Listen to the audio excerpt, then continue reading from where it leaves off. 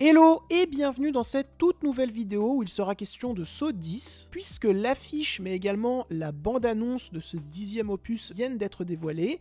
Je me suis dit que ça serait un bon timing pour vous donner mon avis bref et rapide sur chacun des opus constituant cette saga assez emblématique, et ensuite vous donner tout naturellement mes attentes pour ce 10e opus. Alors, je vais commencer par vous donner mon avis sur chacun des opus, et nous allons commencer par le premier.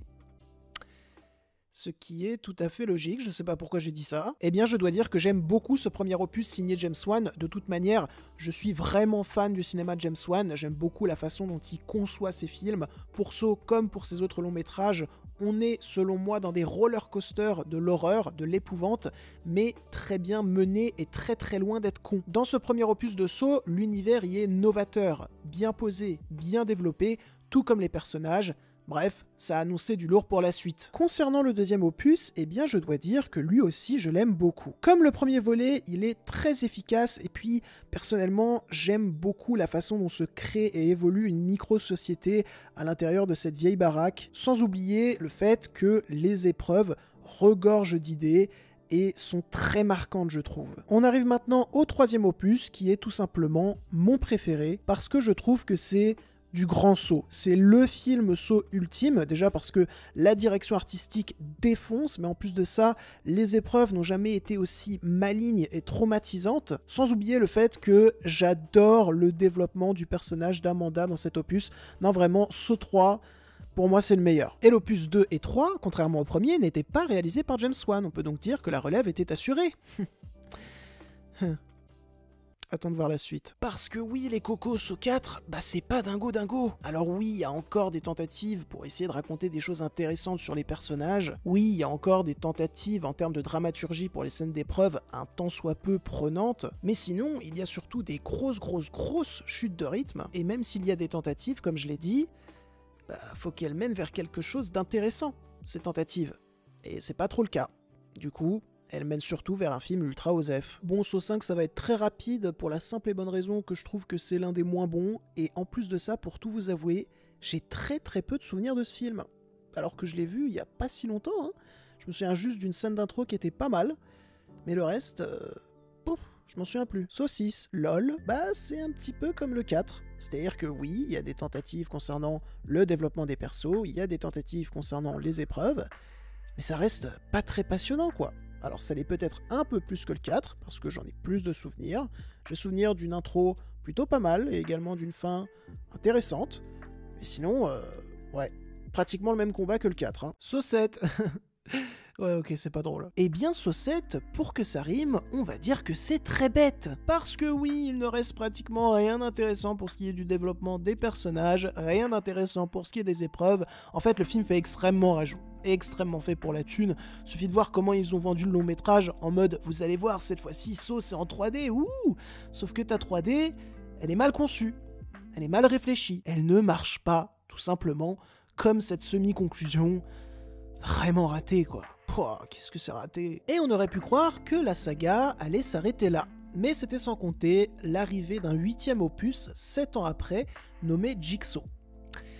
Et alors qu'est-ce que vaut Jigsaw ? Eh bien je vais vous avouer que je suis pas mal perdu face à ce film, parce que je loue l'intention de l'équipe de vouloir présenter une approche différente de l'univers, en rendant l'image moins crade, en créant des épreuves moins gore, potentiellement pour toucher un nouveau public qui ne serait pas très friand de l'approche qu'avait pris la saga auparavant. Mais à force de vouloir tellement se démarquer, bah ça se démarque trop, et surtout ça se démarque trop dans le vent. Les personnages sont totalement insipides, les épreuves tout autant, et tu ressors du film en te disant bah j'ai pas l'impression d'avoir vu un Saw, j'ai l'impression d'avoir vu une version Wish de Saw, c'est vraiment dommage quoi.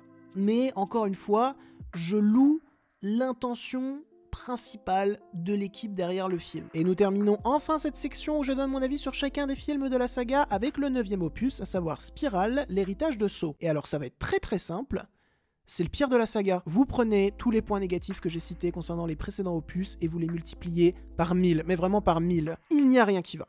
L'écriture est calamiteuse, la mise en scène n'a plus rien d'intéressant à raconter, et c'est tellement dommage, c'était une telle déception pour moi, parce que les premières affiches, envoyait du lourd, et franchement, les trailers étaient pas mal. Mais waouh, la douche glaciale. Vraiment, j'ai plus envie de parler de ce film. Vraiment, c'est vraiment le pire. Mais qu'est-ce qu'elle allait foutre Samuel L. Jackson là-dedans mais... Bon allez, maintenant, place à mes attentes concernant Saw 10.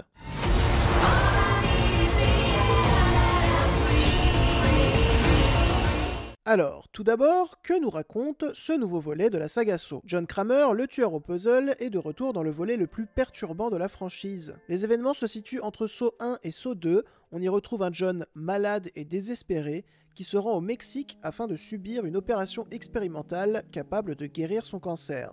Mais il découvre que tout ceci n'est qu'une escroquerie visant des malades vulnérables et affligés. Animé d'un nouveau but, le célèbre tueur en série retourne à son œuvre et va prendre sa revanche sur ses escrocs dans un terrible jeu dont il a le secret, à travers des pièges toujours plus machiavéliques et ingénieux les uns que les autres. Premièrement, je suis vraiment intéressé par le fait que ce nouvel opus se situe entre le premier et le deuxième.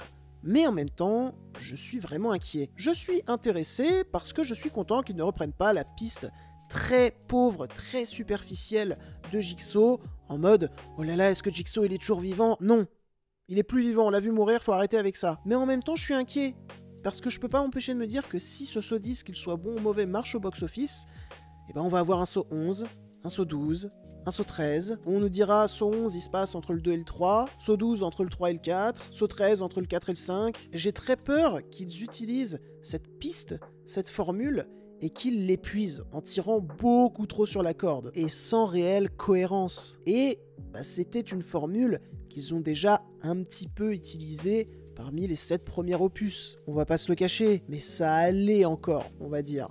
Là, j'ai peur que si cette formule marche bien, marche beaucoup, on se retrouve avec 18 000 autres films avec cette formule, et qu'à la fin, ça ne rime plus à rien. Donc on va dire que je suis vraiment intrigué de la manière dont ils vont aborder une nouvelle fois cette formule dans la saga. J'espère qu'elle va être bien traitée de manière intéressante, captivante, peut-être d'une meilleure manière que durant les 7 premiers opus, voilà. Et j'espère aussi, pour finir, que si cette formule marche bien au box-office, les studios n'aient pas la folie des grandeurs, et que s'ils veulent absolument nous faire une suite, qu'ils trouvent une piste, une formule vraiment très novatrice.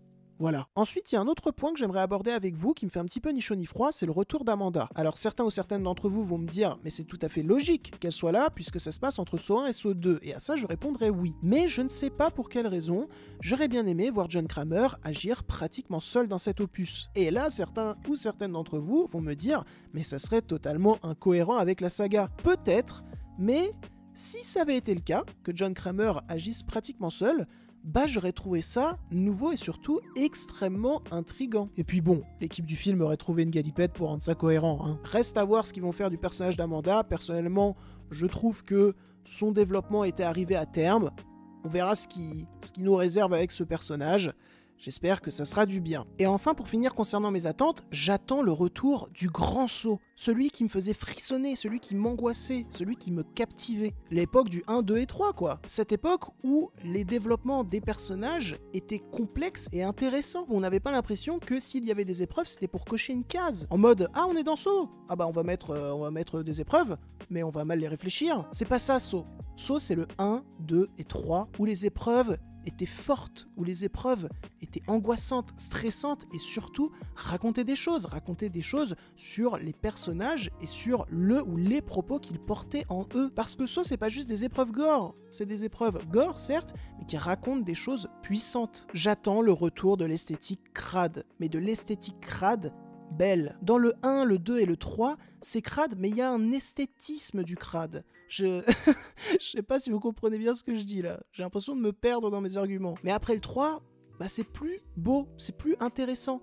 Parce que c'est juste crade. Il n'y a plus une esthétique du crade. Et honnêtement, quand je vois la bande-annonce du 10, j'ai envie d'y croire. Parce que j'y retrouve cet esthétisme du crade. Et puis, j'y perçois des épreuves qui ont l'air bien plus fortes et bien mieux réfléchies surtout que celles des derniers opus. Voilà ce que j'attends pour ce 10. J'attends le retour du grand Saw. Et je viens de me rendre compte du jeu de mots que je viens de créer, là, je Je sais pas s'il est... s'il est vraiment incroyable. Hein. Et donc voilà, c'en est tout pour cette vidéo concernant mon avis sur la saga Saw et également concernant mes attentes pour le 10e opus. J'espère qu'elle vous aura plu. N'hésitez pas à mettre en commentaire quel est votre opus préféré. Et bien sûr, quelles sont vos attentes pour ce 10. Je tiens un compte Instagram, Twitter, Sens Critique, Captain Watch et Letterboxd qui s'afficheront en description. N'hésitez pas à aller me suivre dessus car je suis très présent. Sur ce, on se retrouve très vite. Je vous fais des bisous. Et voilà, je m'en vais côtoyer d'autres univers. Salut!